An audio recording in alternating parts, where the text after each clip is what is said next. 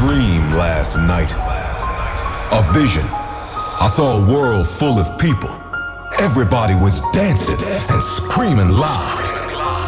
They were just there to listen to the music. It was deep.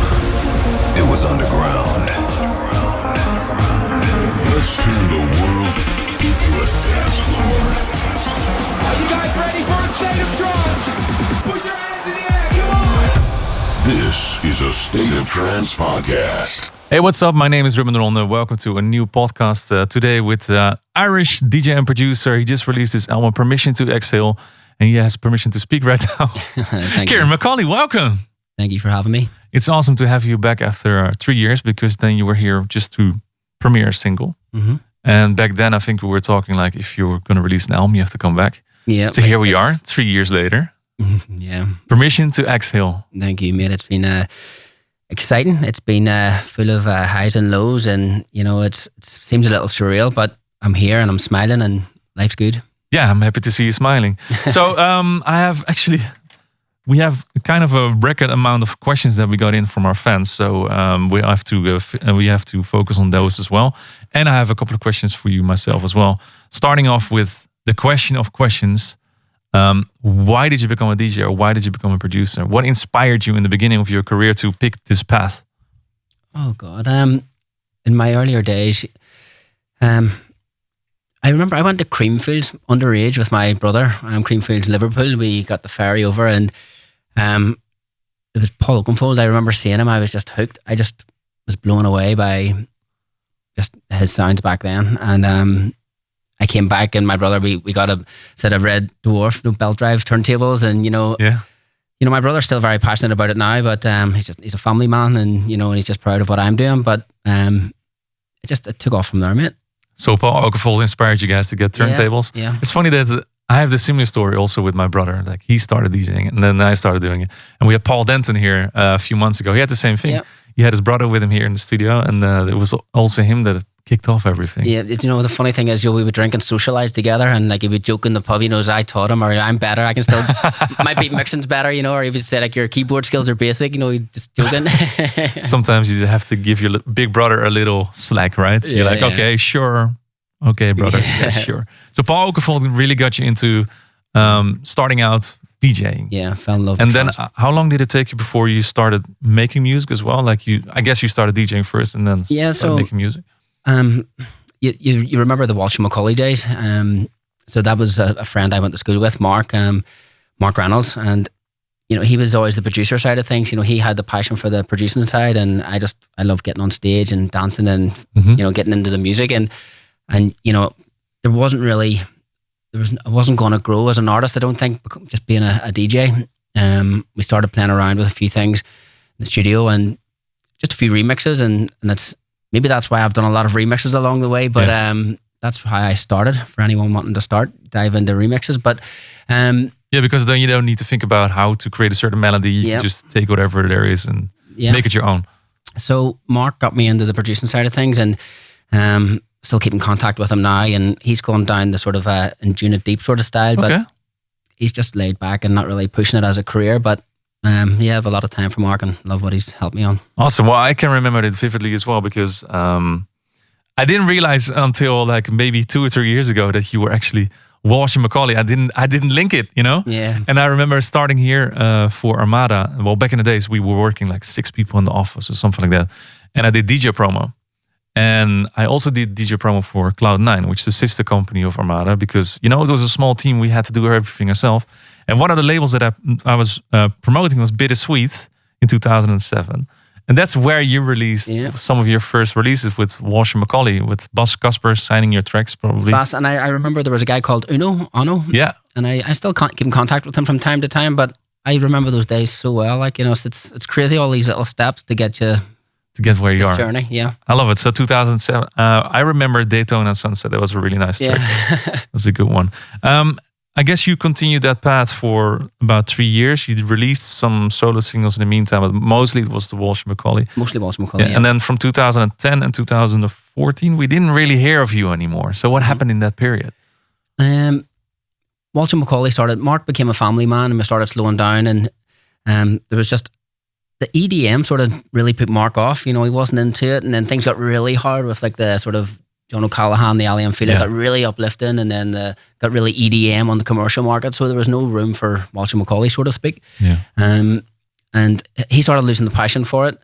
I moved to England at the time, and you know, that's when I went solo, and it was a massive step for me because I always used Mark as the engineer, and you brought in the ideas and he put them into the system. Yeah. And then now, you know, the first few tracks I was sending off to the contacts that I had, like Giuseppe and Solar Stone and John, and they were laughing like, "Man, what happened to your music?" And I was like, "I'm making my own now," you know, and it just it's crazy, you know, because I look back at just to what I've achieved. I'm really proud because I did it all just by trying to mimic other sounds, and how did he create that? And you know, and I've done it just perseverance, endless hours in the studio, and how bad you want it, sort of thing. Yeah. I guess that's the key thing you can say to up-and-coming producers, just to never give up. Never give in, and just work harder than the person next to you, right? That's how it really is. So how hard was it for you to pick up those skills? Because I can imagine that you sit next to Mark for such a long time and you bring in so much ideas and stuff like that. And suddenly you don't have that person anymore. How did you pick that up? How did you make that step into starting to making your own stuff? Remixes and reworks and again. stuff. So you did it. So yeah. I would find like MIDI files online and stuff, and then add drum loops, and then wait a minute, I want to change this. How do they create that sound in this track? And then all of a sudden I'm like, wait, I would think these chords went a different direction, or I can hear it different, and then you take it on a completely different new path, you know. And it was some time that it took me to get to there. But luckily enough, with the Walsh McCauley thing that I had going on, I had a foot in the door with some of the producers that give me their tracks to remix for them, or you know, things like that at the start. But it was just perseverance. That must have been really hard. It was, because you were already like on the way up with a duo, and then suddenly you have to start all over again, basically. Do you know what? The first track on the album, I just spoke to you about. There's a motivational speaker for the intro of the album. And that's a guy called Eddie Pinero, and at the time, I was facing a lot of battles because, you know, I thought my career was on a high, and then all of a sudden it was stopped, and I was living in England and away from friends and family. And you moved there for your career? I sort of with an ex-partner, and I was a motor mechanic by trade. Okay. So I was spending endless hours in the studio, and then going to the gym in the morning before work, and then back in the studio, and there was no life at all, really. I'm just trying to make it happen. But the motivational speak, what I'm saying is, I found this guy Eddie Pinero way back then, and he honestly, he gave me the motivation and the drive. I would listen to him every morning, and I reached out to him not so long ago about working on a track. He's like, yeah, I'd love to. And like, his career itself has blew up now. He's massive on social media. You should check him out. His work is fantastic, and now to have his speech on the intro of the album, it's just perfect for the title. It's like a circle complete kind of thing. It is, you know, because if you listen to the lyrics and what he speaks about, it's about setbacks, and you know, and you think the world's on top of you, and it's not. You know, these are setbacks for a reason, and you know, just remember you are where you're meant to be. And it hits me, you know. Yeah, that's awesome. And then you finally got back into releasing stuff again. What it felt like to finally have signed the track away of yourself, like a solo track. Do you still remember that moment? Yeah, can you tell a little bit about it? I know it was a track on Giuseppe's Go. I think he only launched the label not so long before that, and it was a track called It Doesn't Rain Forever, and I think that was my first play on A State of Trance. Yeah. And you know, Ruben, it's crazy because I would look back down through my phone, and I would let screenshot, you know, comes through on Twitter, goes crazy for the State of Trance, and you know, I go down to and I see all the screenshots of A State of Trance from way back then. Mate, it's great to be here. I remember those days that it was before YouTube had a chat. Before, I think we didn't even stream it on YouTube because we didn't do that until 800. And I remember that Twitter was a sort of a chat box. Yeah. So every time a track got played on the State of Trance, I remember this for myself as well. If a track got played, you had hundreds of tweets, and then you had like sometimes even track titles would be trending worldwide. But everything moved to chat boxes right now, so that's something from the past. But it's at least some memories that you have. Yeah. So that was the moment you were like, okay, we're back on track. We're back. Let's go. Game, yeah. But you know, still to this day, you know, I just spoke to you before the show there about tracks that just click. There's some tracks that I work on, that I spent years on, and there's some tracks I just open up and they fall into place, you know, and it's just, I still don't know the right or wrong answer, you know. Yeah. People ask me where do I start with my track, and it's, I think once you get a good foundation, that's, you know, you're onto something solid, you know, the bass and the kick and stuff. But I like to start with the chords and the beautiful part of the track. So That's what's, well, you can hear that in your music, to be honest. Like the best way to describe it is like cheerful, emotional, energetic, uplifting. thank you. But you also branched out to some other styles. We'll get to that in just a little bit. But first, I want to go down your timeline a little bit more, because at a certain point, you also started Holy Waters together with Roxanne Emery.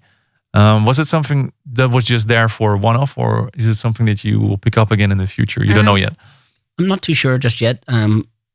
Roxanne and I worked so well together. Our sounds just complement each other so well. But I think there was just a case of, like, you know, both of us wanted to shine, you know, and it was just, we were beating against each other, so to speak, you know. And I think she's went on her own venture now, sort of more of a rock sort of pop route, but she still does some trance vocals. She writes massive hits around the UK right now. Yeah, no, her stuff's fantastic, really is. But it's just it didn't work out at the time. Maybe down the line. I think it was a really nice project. I didn't see that coming back then, and it was nice to have something like that. Yeah. There was a time, you know, I did Dream State, and I remember speaking to Jeff afterwards. You know, I was like, "This is the gig that I've always wanted to play, the highlight of my career." And I brought Roxanne over to sing one of the Holy Waters tracks, which I did at 138 for the end of the show, which wasn't even the Holy Waters track. It was and afterwards Jeff was like, I want Holy Waters to tour. And I was like, well, what about Ciaran? And he's like, I want Holy Waters. Like, what have I done to myself? You know? So sometimes you have to embrace those also, I guess. Yeah. So, and then, of course, All I Want came. Yes. I guess that's a sort of pivotal moment, I guess, because every time, even now, it seems like every year there's a new remix of All I Want, and then you already know them beforehand. Yeah, this is going to be in the top 50. Yeah. How can you describe All I Want? What it meant for you when you released that, and tell us a little bit more about the production process of it. I'm sure you know that there's some tracks that I hear I connect with, and there's those sort of emotional tracks that really hit me. And I remember lying in bed one day hearing the original Codaline track, because it is a cover of an Irish band. Yeah. And it's just one of those tracks. It's a male vocal, which you would not even recognize as All I Want. And I did a cover of a cover, actually, for Dream State back in 2018 or something. And everyone was asking, what was this track? What was this track? Everyone was sort of singing that hook, you know, if you love me, why'd you leave me, sort of thing. And I sent it to Armada at first, and they couldn't get the rights for it, and, you know, and then I sent it to Black Hole, and Ram was like, oh, we have to release this. And I said, well, is there a way around it? And they were like, well, if you get it resung, maybe, possibly, not always the case. And we did, and Ruben, it has been the biggest thing in my career. It's crazy. It's like, it's up at 3 million streams now. And so everywhere I go, everyone's like, play your song. I was like, I've got loads of songs. I have a whole new album. Yeah, all I want. It's like, all I want is not to play it anymore. Yeah, well, I guess that's a little bit of a pet peeve for any artist, I guess, because you still have to play your biggest tracks, right? So, and if you don't play them, like, people will be disappointed. They will leave. They will walk away and be like, Ciaran didn't play All I Want. I remember doing a gig. Never gonna see him again. I did a gig, and I was like, I remember sitting with my partner. I was like, I don't know whether to play All I Want. They always want it, you know. And I was like, I didn't play it. And then I seen the comments like the next day, he never played it. He never played it. Didn't even say what track. They just needed to say that he never played it. And I was like, oh my God, I have to play this song. Yeah. But otherwise, you have to make like a new mashup or a new. Well, there's been a few versions of it. Yeah, Mark Sherry did a fantastic job on it also. Mark Sherry and Craig Conley. Craig Conley, of course. Yeah. And now Dice Berlin's actually just done his own take on it with Bo Bruce. Interesting. And very interesting. Okay, well, we'll have an eye out for that one. And then last year, of course, you had If This Is How It Ends. That was a massive success as well. I guess that's also one of those tunes that you can't go around anymore. You just have to play it in your sets, right? Yeah. You know, I actually have a t-shirt with me. I should have put it on. It's, you know, it says, if this is how it ends, let's dance. You know, it's just a statement that I think is so good. And that track was with Audrey. She came to me, it was during COVID, and she was like, Ciaran, I've made something. I don't know if this is what you're looking for. And when I heard it, I goosebumps straight away. I was like, this is beautiful. Like, there was no sort of hook, where do I go with this? That's why it's got the long breakdown, and it's another big track for me. And we actually have a new remix of it coming next year. Okay. Something I touched on with you before the show about something I'm doing with FSOE, but I have a new version of this track which is blowing up in my sets now, and that's why I did the t-shirt. Okay. So yeah. So that's something we have to look forward to next year. Yeah. But first, Permission to Exhale. Finally, let's talk about this, because you've been working for this. I guess you can say that you started working on this album in 2014, basically. Yeah. 16 new tracks. Well, you released a few of them already this year, but I guess 16 tracks. Yeah. Why did you decide to go for such a high number of tracks? Because the trend right now is like 8 or 10, part 1, part 2. Yeah. Why did you decide to? And there was more, Ruben, believe it or not. Yeah. Because it's my first album. I didn't know what I was doing or what. I was asking Arnie at Black Hole. Big shout out to him as well, by the way, for wanting me to do this on the label. But I was like asking his advice every step along the way, and I just went with it. Even releasing 8 tracks before the album's even out. Everyone was like, "When are you going to release the album, man? You've already done 8 tracks." I said, "Well, that's only half." Maybe we could have split it into 2. I don't know. It's going great. I'm happy with what we've done, but there's no direction on my path. So I took Arnie's guidance, and it's proved well. So Arnie came in with feedback like, you have to start like this and build the album like this. He's like, mate, don't do a just all out album. And I was like, I don't want to. So there is some slower ones in there, a lot of softer drums and stuff, but it's mostly energetic stuff. But I'm very curious because I haven't heard it yet. I only heard the tracks that you released so far, and of course what you played in your guest mix, of course, which was really nice. I didn't see that coming, because like 2-3 weeks ago we played the track with Susie Ledge that you told about, the slower kind of track. I was like, wait a minute, is this Ciaran McAuley? Why did you decide to go for a little bit slower stuff on the album as well? Or was it just something that you wanted to challenge yourself, not to only make uplifting stuff for the album? Well, going back to the Walsh McCauley days, that's where my sound sort of started out. My inspirations would be chicane and stuff like that. And even to this day now, I would listen to a lot of Ben Bomer and Lane 8. More so Ben Bomer now, but it's those warm sounds. You can't really. The warmth comes from the sort of the slower sounds. The more uplifting stuff. You need the white noise, the energetic stuff, and you can't get that in the. There's no warm blanket. No, not at all. You try and create it in the breakdown, but then you go all out at And so when Susie sent me this vocal, it was like, I don't want to go too hard on this, And I went back to the Walsh McCauley sound, the guitar, the sort of the groove and the bass and the drums, and it's a beautiful track. Yeah, I agree. That's why we played it on the show, of course. Thank you. Good job. So, you already told us about this a little bit in the broadcast, of course, but Permission to Exhale, that's the album title. And I know that like I follow you on social medias. I've seen what you've done throughout the years with inspiring people, trying to be a coach, I guess, also to the people that follow you. Why did you decide to go for a deep title like that, Permission to Exhale? And what does it actually mean for you? Yeah, so like I said in the show, Ruben, I was trying to find the words for this because it's been a long, long road. And, people I went to school with, everyone, about the road just think, oh, Ciaran, he's high flying, this, that, and this. They don't know what goes on. And you do, obviously, as an artist. And it's very challenging. It's got these windy roads. And once I got this album done, I was working on it. I just felt like maybe I have made it. Maybe I am someone, and I could be proud of myself here. And it was just that expression of relief of like, maybe we're here, Ciaran, own up to it, and so to speak. So you finally allowed yourself to be like, okay, yeah, I finished this. I can be proud of myself. That's why it's Permission to Exhale. So let me try to put this down into other words. You just tell yourself with Permission to Exhale, the album is done. You're like, okay, now you can unwind and try and enjoy it. Try to enjoy it. That's the hard part. Yeah, chasing the dream, chasing the next stage, and it's trying to be happy and not content but happy. Is that also the story that you try to tell with combining these tracks into an album? I wanted to go down that road, but I just realized I was giving myself a massive amount of work, which a lot of people might not even notice, or unnecessary work maybe.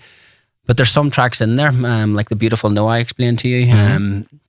That track, the title itself, the Beautiful No, it came from, a lot of people don't even know how beautiful the word could mean. Yeah. Because those setbacks, every time you get the no, it's giving you the ability or the chance to stand up and push harder and harder, which is making you stronger as a person. And I believe that was the last track of the title or the album, and it's got that big.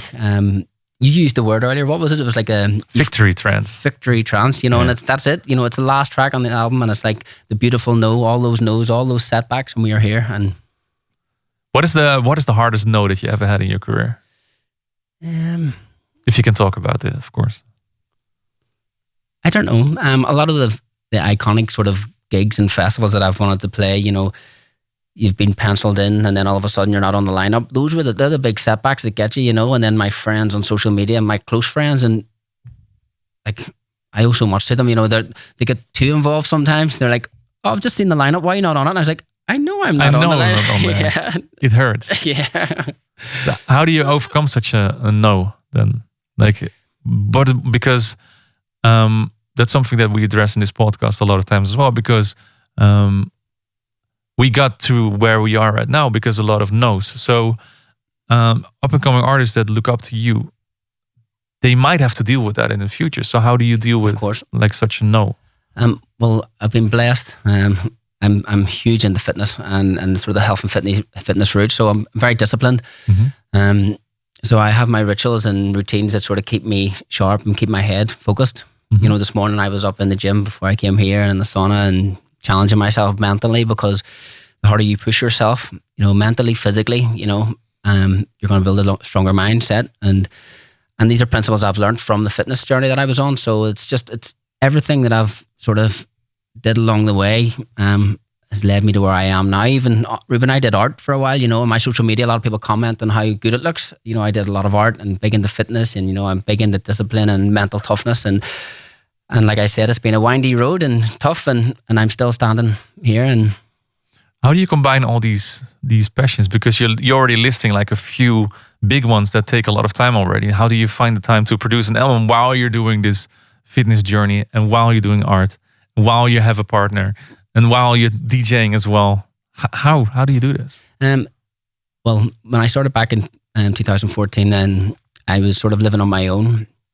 Well, around 2016, 2017, I was living on my own. And to be honest, Ruben, that's when I started to see a lot of the darker sides, because I was on my own. I was in England, and I was up at the gym like 5:30, 6 o'clock in the morning, mm-hmm. pushing myself nonstop, and I ended up getting a burnout from pushing so hard. And, and it was all about the music, watching the lineups, no support here, and, cursed you a few times, and, and it was like, why? And you think the world's against you, and mm-hmm. it's not. And so when I came back now to Northern Ireland with COVID, I've met a partner, and things have been a bit different, because now I can see why people maybe couldn't have put in the effort that I did. Mm-hmm. But I think I'm actually progressing more now. I think I've got a life, and there's more of a balance, and I'm not so focused on why not, and I'm moving forward.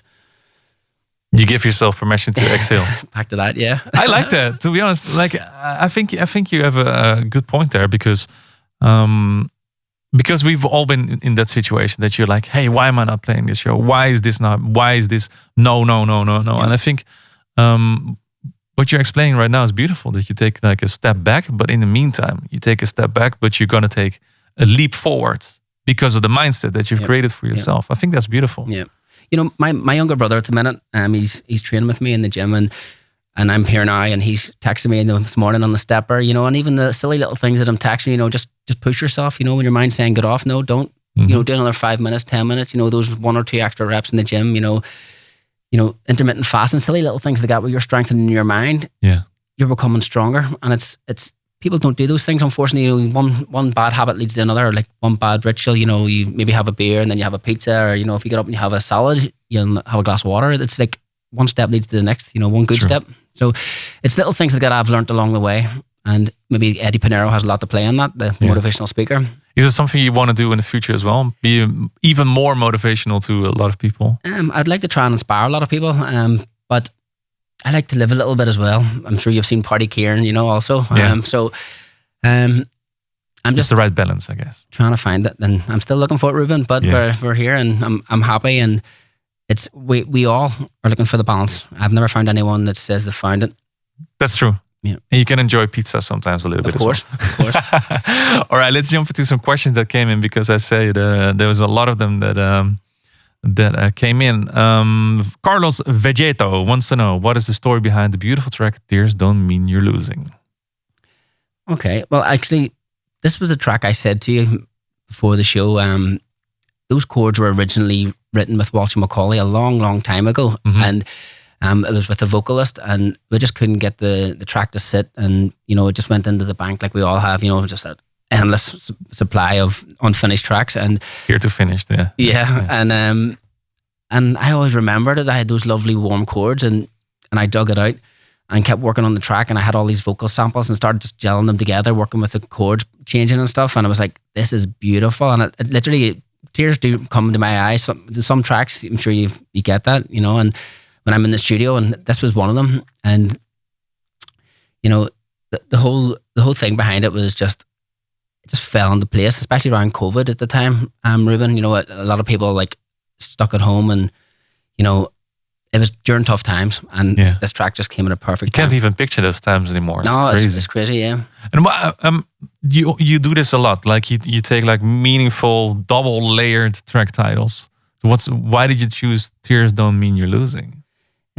Is that also like a positive message again? Like it's happy tears.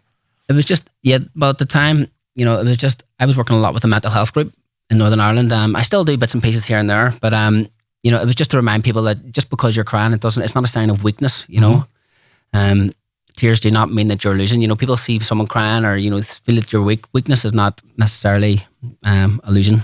I love that. Vegan76, Amy's done, and Alesso Italy have the same question. Any collabs coming up? Who, any female DJs, vocalists that you're working with, or who would you love to collab with? So there's a bunch of questions combined, but it's all about collaborations. Okay. First of all, let's start with something very big on your album, because you worked with, a famous vocalist. Tell us about Lisa Gerard, right? Lisa Gerard, yeah. It's crazy because a lot of people, I would scream about this track. For me, I'm big into the film scores. I'm sure yourself, like Hans Zimmer, those sort of, producers sort of look up to that sort of level of art. And I'm working with Lisa Gerard, like who? I say the Gladiator film, like no way, So it's like maybe she hasn't got the right credit, or maybe she hasn't been advertised enough, but yeah. So this is the second track I've done with Lisa. I did a track, 1,000 Roads, and that's how I fell in with Jeff Rona. So he does a lot of composing with Lisa. And this track was just something, Jeff sent me this about 5 years ago, and I was like, oh man, I think you should work on this track with Lisa. And it was very dark, and I'm sure you can hear yourself, it's not my typical sounds. And I was like, not sure if I can really work with this. The tempo was so slow, so for me to try and get it up to our sort of BPM, it was challenging. But years went by, I opened the track again, and I was like, it's Lisa Gerard. It's like, the voice is beautiful. I have to do something with this. And the direction I went with it really works. It's not the typical Ciaran McAuley sound, but it's turned out really well. Another one, Permission to Exhale afterwards. As soon as that was done, you're like, yeah. Because I know how it is. Sometimes there is projects in your folders. You're working with some people, so they are kind of waiting for you. So there's pressure. Yeah. Sometimes you get that email and you just want to delete straight away. Is there any progress on this track? Yeah.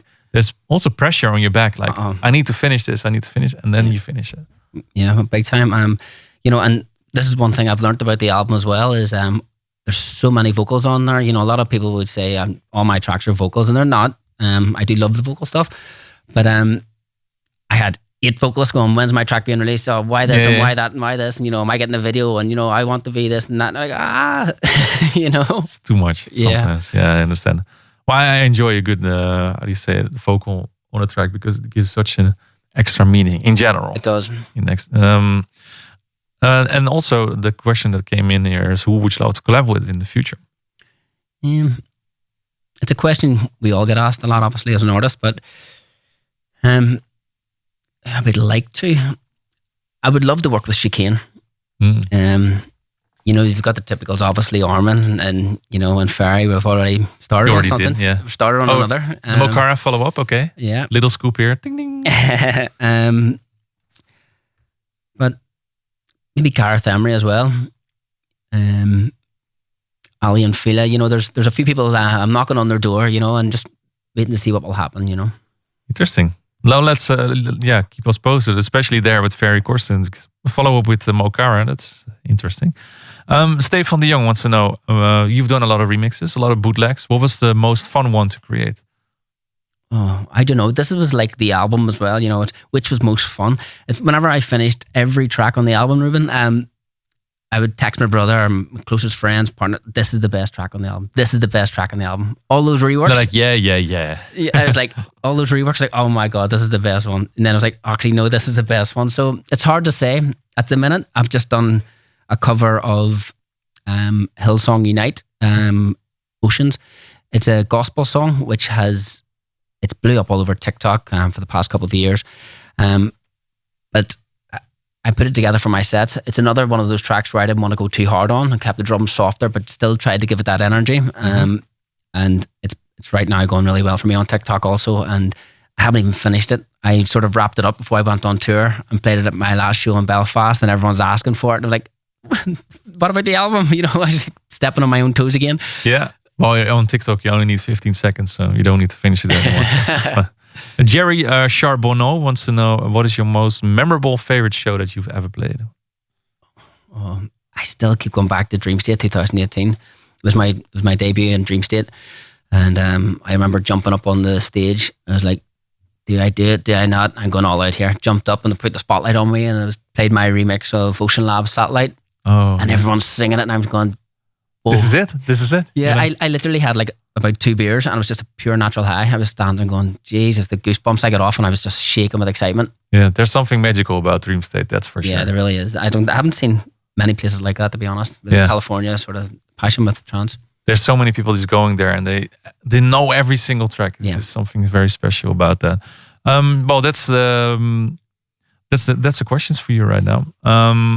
Rest me to say, massive congratulations, Permission to Exhale. Thank you. One of the essential albums of, well, not only this year but this decade, in my opinion. Because thank you.